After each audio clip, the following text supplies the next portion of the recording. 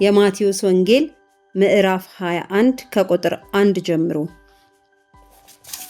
ወደ ኢየሩሳሌምም ቀርበው ወደ ደብረ ዘይት ወደ ቤተፋጌ ሲደርሱ ያን ጊዜ ኢየሱስ ከደቀ መዛሙርቱ 2 ላከ፣ እንዲህም አላቸው፣ በፊታችሁ ወዳለችው መንደር ሂዱ። በዚያን ጊዜም የታሰረችን አህያ ውርንጫም ከእርሷ ጋር ታገኛላችሁ፣ ፈታችሁም አምጡልኝ። ማንም አንዳች ቢላችሁ ለጌታ ያስፈልጉታል በሉ፣ ወዲያውም ይሰዳቸዋል። ለጽዮን ልጅ እነሆ ንጉሥሽ የዋህ ሆኖ በአህያ ላይና በአህያይቱ ግልገል በውርንጫይቱ ላይ ተቀምጦ ወደ አንቺ ይመጣል በሏት ተብሎ በነቢይ የተነገረው ይፈጸም ዘንድ ይህ ሆነ። ደቀ መዛሙርትም ሄደው ኢየሱስ እንዳዘዛቸው አደረጉ። አህያይቱንና ውርንጫዋንም አመጡለት፣ ልብሳቸውንም በእነርሱ ላይ ጫኑ፣ ተቀመጠባቸውም። ከሕዝቡም እጅግ ብዙዎች ልብሳቸውን በመንገድ ላይ አነጠፉ፣ ሌሎች ከዛፍ ጫፍ ጫፉን እየቆረጡ በመንገድ ላይ ያነጥፉ ነበር። የሚቀድሙትም ሕዝብ የሚከተሉትም ሆሳዕና ለዳዊት ልጅ በጌታ ስም የሚመጣ የተባረከ ነው፣ ሆሳዕና በአርያም እያሉ ይጮሁ ነበር። ወደ ኢየሩሳሌምም በገባ ጊዜ መላው ከተማ ይህ ማን ነው ብሎ ተናወጠ። ሕዝቡም ይህ ከገሊላ ናዝሬት የመጣ ነቢዩ ኢየሱስ ነው አሉ። ኢየሱስም ወደ መቅደስ ገባና በመቅደስ የሚሸጡትንና የሚገዙትን ሁሉ አወጣ። የገንዘብ ለዋጮችንም ገበታዎች፣ የርግብ ሻጮችንም ወንበሮች ገለበጠና ቤቴ የጸሎት ቤት ትባላለች ተብሎ ተጽፏል፣ እናንተ ግን የወንበዶች ዋሻ አደረጋችኋት አላቸው። በመቅደስም ዕውሮችና አንካሶች ወደ እርሱ ቀረቡና ፈወሳቸው። ነገር ግን የካህናት አለቆችና ጻፎች ያደረገውን ድንቃድንቅ በመቅደስም ሆሳዕና ለዳዊት ልጅ እያሉ የሚጮሁትን ልጆች ባዩ ጊዜ ተቆጥተው እነዚህ የሚሉትን አትሰማምን አሉት። ኢየሱስም እሰማለሁ፣ ከሕፃናትና ከሚጠቡት አፍ ምስጋናን ለራስህ አዘጋጀህ የሚለውን ቃል ከቶ አላነበባችሁምን አላቸው። ትቷቸውም ከከተማ ወደ ቢታንያ ወጣ። ማለዳም ወደ ከተማ ሲመለስ ተራበ። በመንገድም አጠገብ በለስ አይቶ ወደ እርሷ መጣ። ከቅጠልም ብቻ በቀር ምንም አላገኘባትምና ለዘላለሙ ፍሬ አይገኝብሽ አላት። በለሲቱም ያን ጊዜውን ደረቀች። ደቀ መዛሙርቱም ይህን አይተው በለሲቱ ያን ጊዜውን እንዴት ደረቀች ብለው ተደነቁ። ኢየሱስም መልሶ እውነት እላችኋለሁ እምነት ቢኖራችሁ ባትጠራጠሩም በበለሲቱ እንደሆነባት ብቻ አታደርጉም።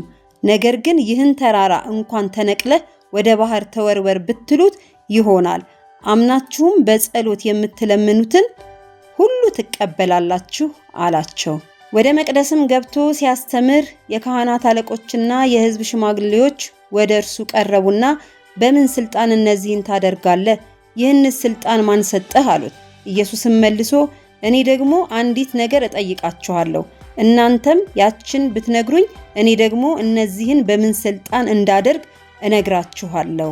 የዮሐንስ ጥምቀት ከወዴት ነበረች? ከሰማይ ወይስ ከሰው አላቸው። እነርሱም እርስ በርሳቸው ሲነጋገሩ ከሰማይ ብንል እንኪያስ ስለምን አላመናችሁበትም ይለናል፣ ከሰው ግን ብንል ዮሐንስን ሁሉም እንደ ነቢይ ያዩታልና ሕዝቡን እንፈራለን አሉ። ለኢየሱስም መልሰው አናውቅም አሉት። እርሱም ደግሞ እኔም በምን ስልጣን እነዚህን እንዳደርግ አልነግራችሁም አላቸው። ነገር ግን ምን ይመስላችኋል? አንድ ሰው 2 ልጆች ነበሩት። ወደ አንደኛው ቀርቦ ልጄ ሆይ ዛሬ ሂድና በወይኔ አትክልት ስራ አለው። እርሱም መልሶ አልወድም አለ። ኋላ ግን ተጸጸተና ሄደ። ወደ ሁለተኛውም ልጅ እንዲሁ አለው። እርሱም መልሶ እሺ ጌታዬ አለ። ነገር ግን አልሄደም። ከሁለቱ የአባቱን ፈቃድ ያደረገ ማን ነው? ፊተኛው አሉት። ኢየሱስ እንዲህ አላቸው፣ እውነት እላችኋለሁ ቀራጮችና ጋለሞቶች ወደ እግዚአብሔር መንግሥት በመግባት ይቀድሟችኋል። ዮሐንስ በጽድቅ መንገድ መጥቶላችሁ ነበርና አላመናችሁበትም፣ ቀራጮችና ጋለሞቶች ግን አመኑበት። እናንተም ይህን አይታችሁ ታምኑበት ዘንድ በኋላ ንስሐ አልገባችሁም። ሌላ ምሳሌ ስሙ። የወይን አትክልት የተከለ ባለቤት ሰው ነበረ። ቅጥርም ቀጠረለት፣ መጥመቂያም ማሰለት፣ ግንብም ሰራና ለገበሬዎች አከራይቶ ወደ ሌላ አገር ሄደ። የሚያፈራበትም ጊዜ ሲቀርብ ፍሬውን ሊቀበሉ ባሮቹን ወደ ገበሬዎች ላከ። ገበሬዎቹም ባሮቹን ይዘው አንዱንም ደበደቡት፣ አንዱንም ገደሉት፣ ሌላውንም ወገሩት። ደግሞ ከፊተኞች የሚበዙ ሌሎች ባሮችን ላከ። እንዲሁም አደረጉባቸው። በኋላ ግን ልጄንስ ያፍሩታል ብሎ ልጁን ላከባቸው። ገበሬዎቹ ግን ልጁን ባዩ ጊዜ እርስ በርሳቸው ወራሹ ይህ ነው፣ ኑ እንግደለውና ርስቱን እናግኝ ተባባሉ። ይዘውም ከወይኑ አትክልት አወጡና ገደሉት። እንግዲህ የወይኑ አትክልት ጌታ በሚመጣ ጊዜ በእነዚህ ገበሬዎች ምን ያደርግባቸዋል? እነርሱም ክፉዎችን በክፉ ያጠፋቸዋል፣ የወይኑንም አትክልት ፍሬውን በየጊዜው ለሚያስረክቡ ለሌሎች ገበሬዎች ይሰጠዋል አሉት። ኢየሱስ እንዲህ አላቸው፣ ግንበኞች የናቁት ድንጋይ እርሱ የማዕዘን ራስ እንደሆነ ይህም ከጌታ ዘንድ ሆነ፣ ለዓይኖቻችንም ድንቅ ነው የሚለውን ከቶ በመጽሐፍ አላነበባችሁምን? ስለዚህ እላችኋለሁ የእግዚአብሔር መንግሥት ከእናንተ ትወሰዳለች፣ ፍሬዋንም ለሚያደርግ ሕዝብ ትሰጣለች። በዚህ ድንጋይ ላይ የሚወድቅ ይቀጠቀጣል፣ ድንጋዩ ግን የሚወድቅበትን ሁሉ ይፈጨዋል። የካህናት አለቆችና ፈሪሳውያን ምሳሌዎቹን ሰምተው ስለ እነርሱ እንደተናገረ አስተዋሉ። ሊይዙትም ሲፈልጉት ሳሉ ሕዝቡ እንደ ነቢይ ስላዩት ፈሯቸው።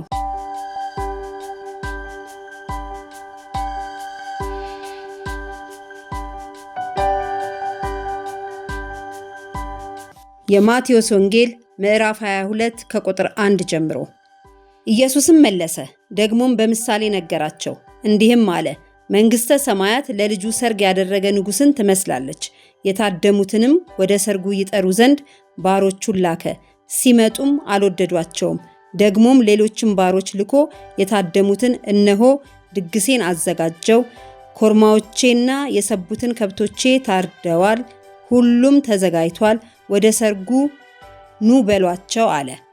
እነርሱ ግን ቸል ብለው አንዱ ወደ እርሻው ሌላውም ወደ ንግዱ ሄደ። የቀሩትን ባሮቹን ይዘው አንገላቷቸው፣ ገደሏቸውም። ንጉሡም ተቆጣ፣ ጭፍሮቹንም ልኮ እነዚያን ገዳዮች አጠፋ፣ ከተማቸውንም አቃጠለ። በዚያን ጊዜ ባሮቹን ሰርጉስ ተዘጋጅቷል፣ ነገር ግን የታደሙት የማይገባቸው ሆኑ። እንግዲህ ወደ መንገድ መተላለፊያ ሄዳችሁ ያገኛችሁትን ሁሉ ወደ ሰርጉ ጥሩ አለ። እነዚያም ባሮች ወደ መንገድ ወጥተው ያገኙትን ሁሉ ክፉዎችንም በጎችንም ሰበሰቡ፣ የሰርጉንም ቤት ተቀማጮች ሞሉት። ንጉሡም የተቀመጡትን ለማየት በገባ ጊዜ በዚያ የሰርግ ልብስ ያለበሰ አንድ ሰው አየና፣ ወዳጄ ሆይ የሰርግ ልብስ ሳትለብስ እንዴት ወደዚህ ገባህ? አለው። እርሱም ዝም አለ። በዚያን ጊዜ ንጉሡ አገልጋዮቹን እጁንና እግሩን አስራችሁ በውጭ ወዳለው ጨለማ አውጡት፣ በዚያ ልቅሶና ጥርስ ማፋጨት ይሆናል አለ። የተጠሩ ብዙዎች የተመረጡ ግን ጥቂቶች ናቸውና። ስለዚህ ፈሪሳውያን ሄዱና እንዴት አድርገው በነገር እንዲያጠምዱት ተማከሩ። ደቀ መዛሙርታቸውንም ከሄሮድስ ወገን ጋር ላኩበት። እነርሱም መምህር ሆይ እውነተኛ እንደሆንህ በእውነት የእግዚአብሔርን መንገድ እንድታስተምር እናውቃለን፣ ለማንም አታደላም፣ የሰውን ፊት አትመለከትም። እንግዲህ ምን ይመስልሃል? ንገረን፣ ለቄሳር ግብር መስጠት ተፈቅዷልን ወይስ አልተፈቀደም? አሉት። ኢየሱስም ክፋታቸውን አውቆ እናንተ ግብዞች ስለምን ትፈትኑኛላችሁ? የግብሩን ብር አሳዩኝ አለ። እነርሱም ዲናር አመጡለት። እርሱም ይህች መልክ ጽሕፈቲቱስ የማን ናት አላቸው። የቄሳር ነው አሉት።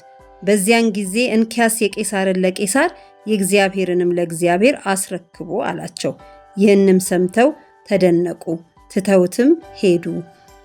በዚያን ቀን ትንሣኤ ሙታን የለም የሚሉ ሰዱቃውያን ወደ እርሱ ቀረቡ።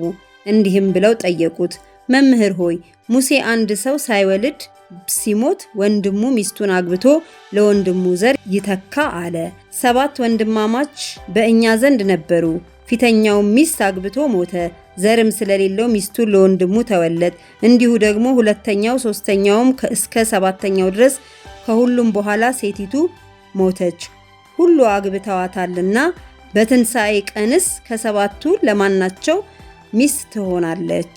ኢየሱስም መልሶ እንዲህ አላቸው፣ መጻሕፍትንና የእግዚአብሔርን ኃይል አታውቁምና ትስታላችሁ። በትንሣኤስ እንደ እግዚአብሔር መላእክት በሰማይ ይሆናሉ እንጂ አያገቡም አይጋቡምም። ስለ ትንሣኤ ሙታን ግን እኔ የአብርሃም አምላክ የይስሐቅም አምላክ የያዕቆብም አምላክ ነኝ የሚል ከእግዚአብሔር ዘንድ ወደ እናንተ የተባለውን አላነበባችሁምን? የሕያዋን አምላክ ነው እንጂ የሙታን አይደለም። ሕዝቡም ይህን ሰምተው በትምህርቱ ተገረሙ። ፈሪሳውያንም ሰዱቃውያንን ዝም እንዳሰኛቸው በሰሙ ጊዜ አብረው ተሰበሰቡ። ከእነርሱም አንድ ሕግ አዋቂ ሊፈትነው መምህር ሆይ ከሕግ ማንቻይቱ ትእዛዝ ታላቅ ናት ብሎ ጠየቀው። ኢየሱስም እንዲህ አለው፣ ጌታ አምላክህን በፍጹም ልብህ፣ በፍጹም ነፍስህ፣ በፍጹም ሐሳብህ ውደድ። ታላቂቱና ፊተኛይቱ ትእዛዝ ይህች ናት። ሁለተኛይቱም ይህችን ትመስላለች። እርሷም ባልንጀራህን እንደ ነፍስ ውደድ የምትለው ናት። በእነዚህ በሁለቱ ትእዛዛት ሕጉም ሁሉ ነቢያትም ተሰቅለዋል። ፈሪሳውያንም ተሰብስበው ሳሉ ኢየሱስ ስለ ክርስቶስ ምን ይመስላችኋል? የማንስ ልጅ ነው ብሎ ጠየቃቸው። የዳዊት ልጅ ነው አሉት።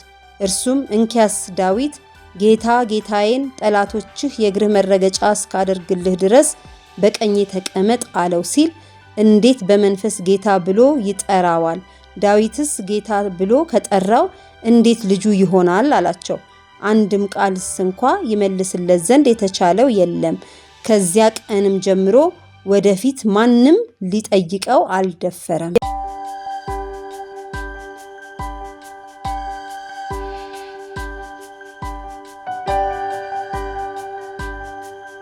የማቴዎስ ወንጌል ምዕራፍ 23 ከቁጥር 1 ጀምሮ።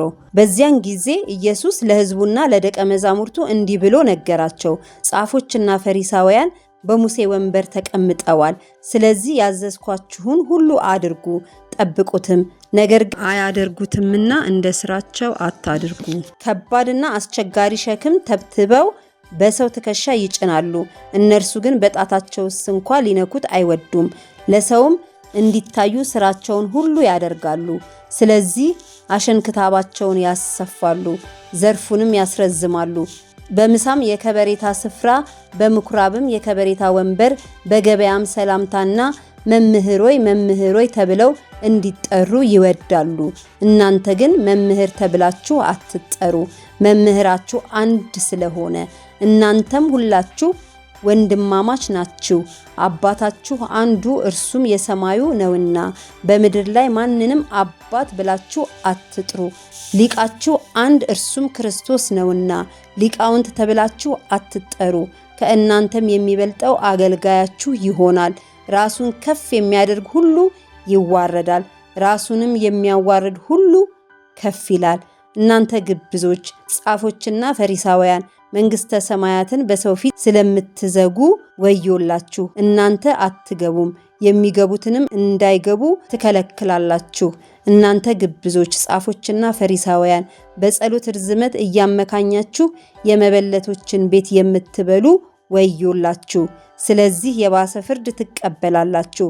እናንተ ግብዞች ጻፎችና ፈሪሳውያን አንድ ሰው ልታሳምኑ በባህርና በደረቅ ስለምትዞሩ በሆነም ጊዜ ከእናንተ ይልቅ 2 እጥፍ የባሰ የገሃነም ልጅ ስለምታደርጉት ወዮላችሁ።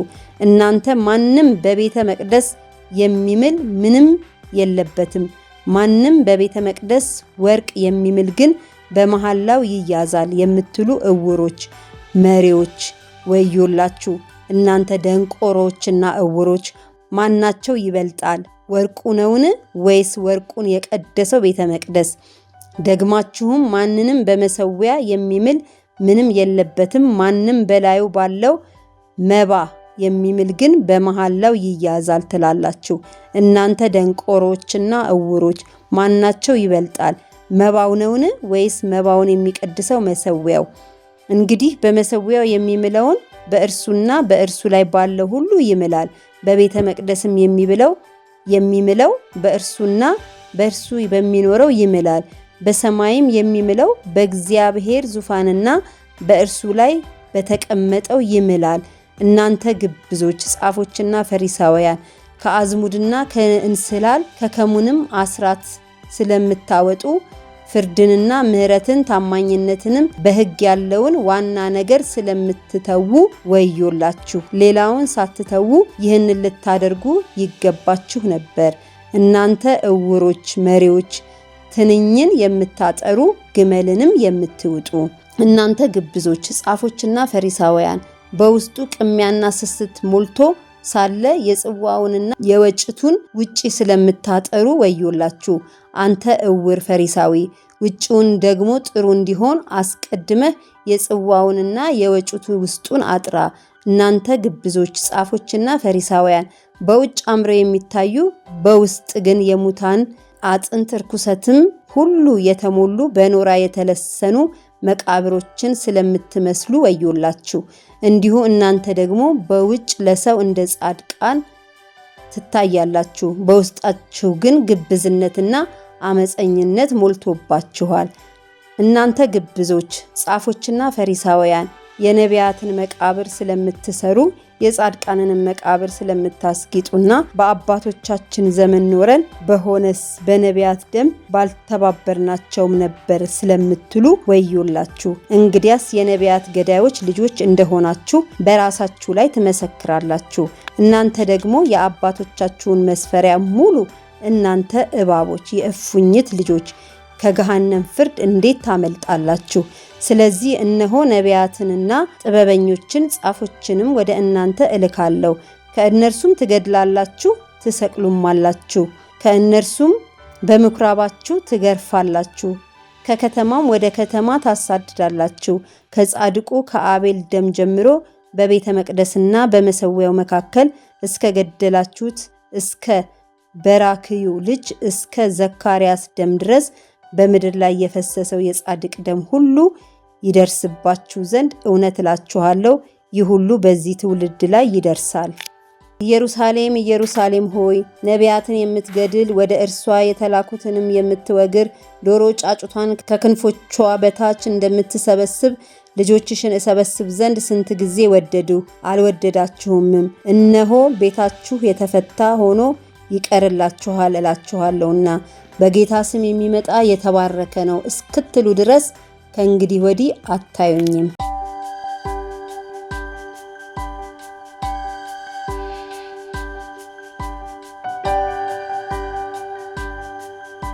የማቴዎስ ወንጌል ምዕራፍ 24 ከቁጥር 1 ጀምሮ። ኢየሱስም ከመቅደስ ወጥቶ ሄደ። ደቀ መዛሙርቱም የመቅደሱን ግንቦች ሊያሳዩት ቀረቡ። እርሱ ግን መልሶ ይህን ሁሉ ታያላችሁን? እውነት እላችኋለሁ ድንጋይ በድንጋይ ላይ ሳይፈርስ በዚህ አይቀርም አላቸው። እርሱም በደብረ ዘይት ተቀምጦ ሳለ ደቀ መዛሙርቱ ለብቻቸው ወደ እርሱ ቀርበው ንገረን፣ ይህ መቼ ይሆናል? የመምጣትህና የዓለም መጨረሻ ምልክቱስ ምንድነው? አሉት። ኢየሱስም መልሶ እንዲህ አላቸው፣ ማንም እንዳያስታችሁ ተጠንቀቁ። ብዙዎች እኔ ክርስቶስ ነኝ እያሉ በስሜ ይመጣሉና ብዙዎችንም ያስታሉ። ጦርንም የጦርንም ወሬ ትሰሙ ዘንድ አላችሁ። ይህ ሊሆን ግድ ነውና ተጠበቁ፣ አትደንግጡ። ዳሩ ግን መጨረሻው ገና ነው። ሕዝብ በሕዝብ ላይ መንግስትም በመንግስት ላይ ይነሳልና፣ ራብም ቸነፈርም የምድርም መናወጥ በልዩ ልዩ ስፍራ ይሆናል። እነዚህም ሁሉ የምጣር መጀመሪያ ናቸው። በዚያን ጊዜ ለመከራ አሳልፈው ይሰጧችኋል፣ ይገድሏችሁማል። ስለ ስሜም በአሕዛብ ሁሉ የተጠላችሁ ትሆናላችሁ። በዚያን ጊዜ ብዙዎች ይሰናከላሉ፣ እርስ በርሳቸውም አሳልፈው ይሰጣጣሉ፣ እርስ በርሳቸውም ይጣላሉ። ብዙ ሐሰተኞች ነቢያትም ይነሳሉ፣ ብዙዎችንም ያስታሉ። ከአመፃም ብዛት የተነሳ የብዙ ሰዎች ፍቅር ትቀዘቅዛለች። እስከ መጨረሻ የሚጸና ግን እርሱ ይድናል። ለአሕዛብም ሁሉ ምስክር እንዲሆን ይህ የመንግስት ወንጌል በዓለም ሁሉ ይሰበካል። በዚያን ጊዜም መጨረሻው ይመጣል። እንግዲህ በነቢዩ በዳንኤል የተባለውን የጥፋትን ርኩሰት በተቀደሰችው ስፍራ ቆሞ ስታዩ አንባቢው ያስተውል። በዚያን ጊዜ በይሁዳ ያሉት ወደ ተራሮች ይሽሹ፣ በሰገነትም ያለ በቤቱ ያለውን ሊወስድ አይውረድ፣ በእርሻ ያለ ልብሱን ይወስድ ዘንድ ወደ ኋላው አይመለስ። በዚያች ወራት ለእርጉዞችና ለሚያጠቡ ወዮላቸው። ነገር ግን ሽሽታችሁ በክረምት ወይም በሰንበት እንዳይሆን ጸልዩ። በዚያን ጊዜ ከዓለም መጀመሪያ ጀምሮ እስከ ዛሬ ድረስ ያልሆነ እንግዲህም ከቶ የማይሆን ታላቅ መከራ ይሆናልና። እነዚያ ቀኖችስ ባያጥሩ ሥጋ የለበሰ ሁሉ ባልዳነም ነበር። ነገር ግን እነዚያ ቀኖች ስለተመረጡት ሰዎች ያጥራሉ።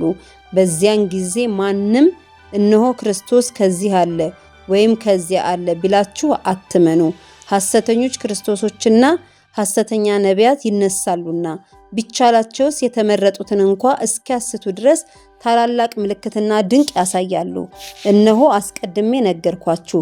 እንግዲህ እነሆ በበረሃ ነው ቢሏችሁ አትውጡ፣ እነሆ በእልፌ ነው ቢሏችሁ አትመኑ። መብረቅ ከምስራቅ ወጥቶ እስከ ምዕራብ እንደሚታይ የሰው ልጅ መምጣት እንዲሁ ይሆናልና። በድን ወዳለበት በዚያ አሞራዎች ይሰበሰባሉ። ከዚያች ወራትም መከራ በኋላ ወዲያው ፀሐይ ይጨልማል፣ ጨረቃም ብርሃኗን አትሰጥም፣ ከዋክብትም ከሰማይ ይወድቃሉ፣ የሰማያትም ኃይላት ይናወጣሉ። በዚያን ጊዜም የሰው ልጅ ምልክት በሰማይ ይታያል። በዚያን ጊዜ የምድር ወገኖች ሁሉ ዋይ ዋይ ይላሉ። የሰው ልጅንም በኃይልና በብዙ ክብር በሰማይ ደመና ሲመጣ ያዩታል። መላእክቱንም ከታላቅ መለከት ድምፅ ጋር ይልካቸዋል። ከሰማያትም ዳርቻ እስከ ዳርቻው ከአራቱ ነፋሳት ለእርሱ የተመረጡትን ይሰበስባሉ። ምሳሌውንም ከበለስ ተማሩ። ጫፏ ሲለሰልስ ቅጠሏም ሲያቆጠቁጥ ያን ጊዜ በጋ እንደቀረበ ታውቃላችሁ። እንዲሁ እናንተ ደግሞ ይህ ሁሉ ስታዩ በደጅ እንደቀረበ እወቁ። እውነት እላችኋለሁ ይህ ሁሉ እስኪሆን ድረስ ይህ ትውልድ አያልፍም። ሰማይና ምድር ያልፋሉ፣ ቃሌ ግን አያልፍም። ስለዚያች ቀንና ስለዚያች ሰዓት ግን ከአባት ብቻ በቀር የሰማይ መላእክትም ቢሆኑ ልጅም ቢሆን የሚያውቅ የለም። የኖህ ዘመን እንደነበረ የሰው ልጅ መምጣት እንዲሁ ይሆናልና። በዚያች ወራት ከጥፋት ውሃ በፊት ኖህ ወደ መርከብ እስከገባበት ቀን ድረስ ሲበሉና ሲጠጡ ሲያገቡና ሲጋቡም እንደነበሩ የጥፋት ውሃም መጥቶ ሁሉን እስከወሰደ ድረስ እንዳላወቁ የሰው ልጅ መምጣት ደግሞ እንዲሁ ይሆናል። በዚያን ጊዜ ሁለት ሰዎች በእርሻ ይሆናሉና አንዱ ይወሰዳል፣ አንዱም ይቀራል። ሁለት ሴቶች በወፍጮ ይፈጫሉ፣ አንዲቱ ትወሰዳለች፣ አንዲቱም ትቀራለች። ጌታችሁ በምን ሰዓት እንዲመጣ አታውቁምና እንግዲህ ንቁ። ያን ጊዜ እወቁ። ባለቤት ከሌሊቱ በየትኛው ክፍል ሌባ እንዲመጣ ቢያውቅ ኖሮ በነቃ፣ ቤቱም ሊቆፈር ባልተወም ነበር። ስለዚህ እናንተ ደግሞ ተዘጋጅታችሁ ኑሩ፣ የሰው ልጅ በማታስቡበት ሰዓት ይመጣልና። እንኪያስ ምግባቸውን በጊዜው ይሰጣቸው ዘንድ ጌታው በቤተሰቦች ላይ የሾመው ታማኝና ልባም ባሪያ ማን ነው? ጌታው መጥቶ እንዲህ ሲያደርግ የሚያገኘው ያ ባሪያ ብፁዕ ነው። እውነት እላችኋለሁ ባለ ሁሉ ላይ ይሾመዋል። ያ ክፉ ባሪያ ግን ጌታዬ እስኪመጣ ይዘገያል ብሎ በልቡ ቢያስብ ባልንጀሮቹን ባሮች ሊመታ ቢጀምር ከሰካሮችም ጋር ቢበላና ቢጠጣ የዛ ባሪያ ጌታ ባልጠበቃት ቀን ባላወቃትም ሰዓት ይመጣል፣ ከሁለትም ይሰነጥቀዋል፣ እድሉንም ከግብዞች ጋር ያደርግበታል። በዚያ ልቅሶና ጥርስ ማፋጨት ይሆናል።